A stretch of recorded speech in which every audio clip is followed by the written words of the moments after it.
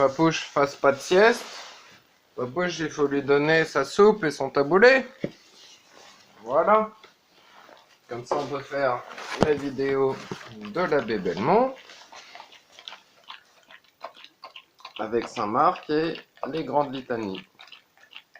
Donc ce sont de grandes grâces que de chanter les litanies et de s'unir à la prière de l'Église. Demander d'apprendre à prier, mais aussi de changer d'esprit. Ne pas se plaindre lorsqu'il y a une calamité.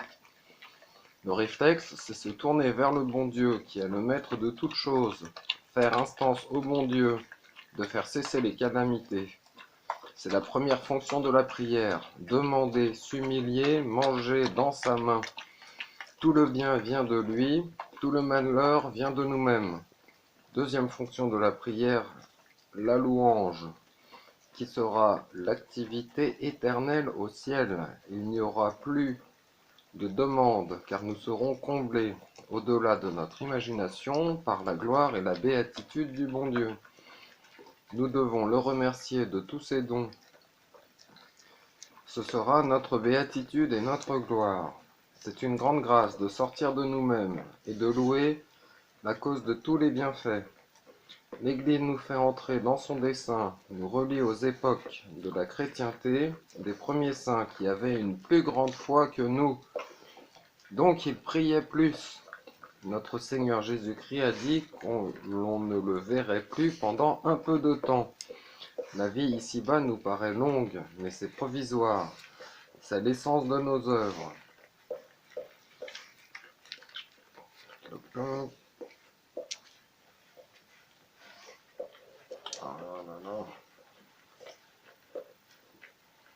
Donc l'essence de nos œuvres, c'est d'être interrompu. Un jour, il y aura la mort, la maladie, l'infirmité, qui viendra tout interrompre.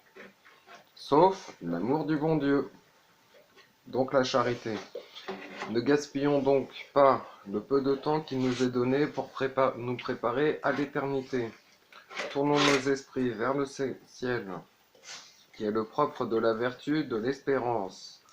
C'est ce qui va nous tenir loin du péché et nous soutenir dans l'amour du bon Dieu. Quand on détourne nos yeux du ciel, la conséquence est qu'on oublie le ciel, donc on oublie de prier, et arrive le péché. Et on se tourne vers soi-même et les choses de la terre. Persévérer dans la vertu, il faut penser au but, à la fin, pour laquelle Dieu nous a créés. S'il n'y a pas une vive espérance, c'est illusoire, parce que c'est nous que nous aimons à travers l'amour du bon Dieu. L'amour du prochain est une caricature, parce qu'il n'est plus un amour de son bien pour qu'il aille vers le ciel, mais un amour de lui pour des biens provisoires. Si on veut que notre charité soit vraie, persévérante, purifiée de toute déviation, il faut demander la grâce d'avoir une vive espérance. Bon, vous savez, la foi, c'est la connaissance, l'espérance, c'est la compréhension, et ça se fait par la prière. Donc c'est pas le tout de connaître, il faut comprendre, il faut espérer, il faut désirer ce que veut le bon Dieu. On ne peut pas désirer ce que veut le bon Dieu si on ne prie pas pour lui donner la grâce de la lumière. Bon, et si on ne lui demande pas en priant la grâce d'avoir la force, comment c'est possible de tenir dans les épreuves? C'est pas possible. Donc, la grâce de vivre sur la terre comme en n'étant pas.